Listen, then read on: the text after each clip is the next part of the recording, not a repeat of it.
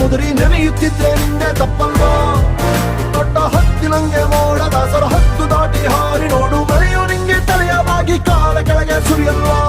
ಪುಷ್ಪ ಪುಷ್ಪ ಪುಷ್ಪ ಪುಷ್ಪ ಪುಷ್ಪ ಪುಷ್ಪ Raj ಪುಷ್ಪ ಪುಷ್ಪ ಪುಷ್ಪ ಪುಷ್ಪ ಪುಷ್ಪ ಪುಷ್ಪ ಪುಷ್ಪ Raj ಪುಷ್ಪ